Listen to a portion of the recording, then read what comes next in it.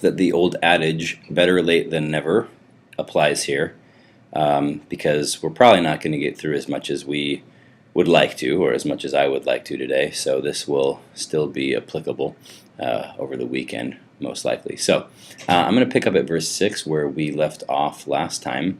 We left off with uva sadeh, and in the field. And now I'm just going to be reading through and making some comments on what I had assigned before. So we have va ya azov kol asher lo b'yad Yosef.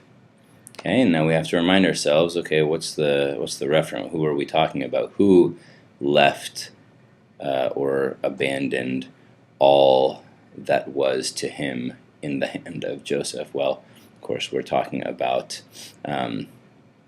Potiphar here, right? Okay.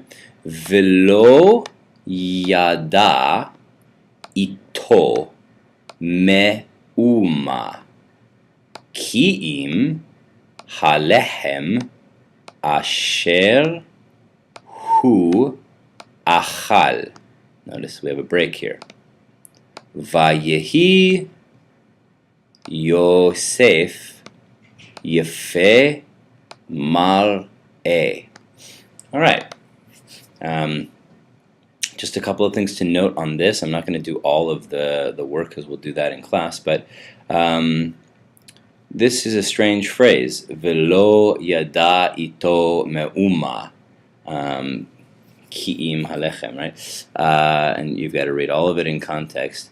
But basically, if you went word for word on this, it would be, and he did not know with him anything, okay, except the bread which he ate. And then we, with this, from this literal or wooden translation, we've got to figure out what the actual meaning of the text is, because it's not clear at that, and we'll talk about that in class. Okay, va yehi, and they give you the root haya underneath there, so you know that we're talking about the verb to be. This is just an introductory phrase in past narrative that we have to get used to.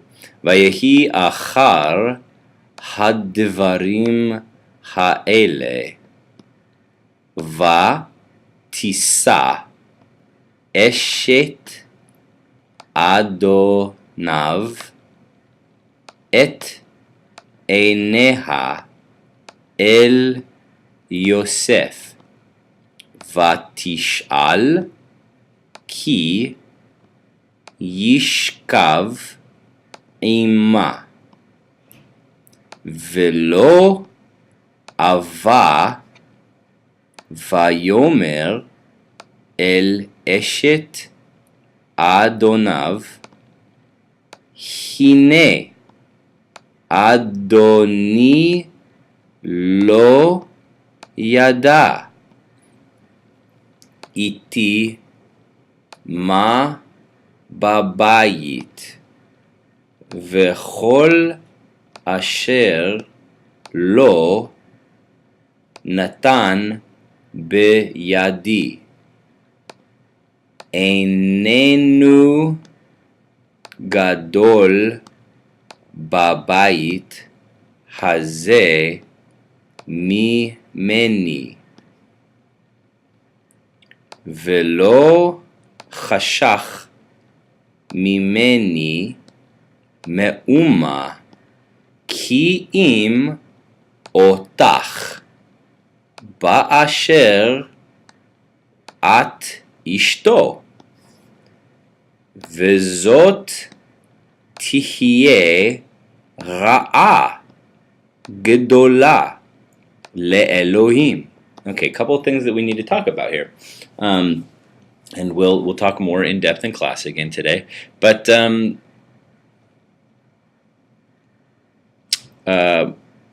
let's see, where did I want to pick up? Right here, einenu, and we've got a note. Anytime there's a footnote, make sure you go down to the bottom of the page and listen to what they're saying. Right. So we know ein, and they're going to tell us that ein plus this suffix hu, enenu, blends together into enenu, means he is not. In this context, it's more the abstraction or the general third person.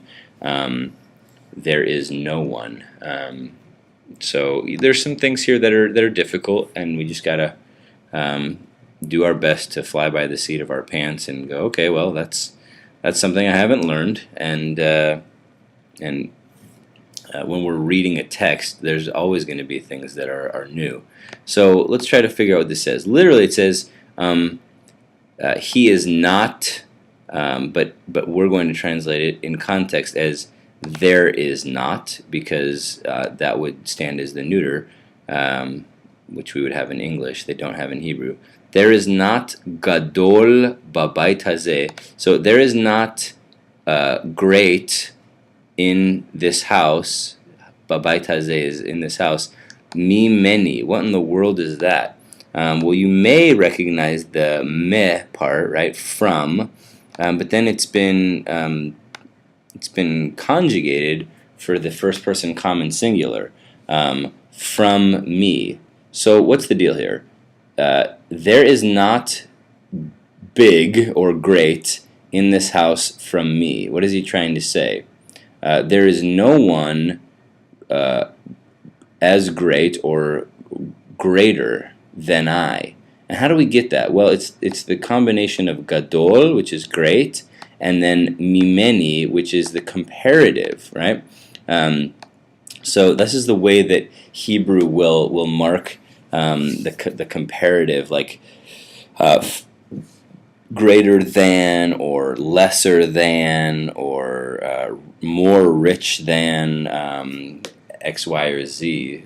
So if I wanted to say no one's greater than him, I would say gadol mimenu. I would say ein gadol mimenu. There's no one greater than him. Okay.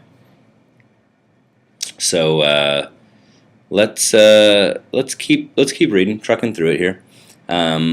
Vatomer, right? Notice that it's she said then. Vatomer haisha el Yosef yom yom.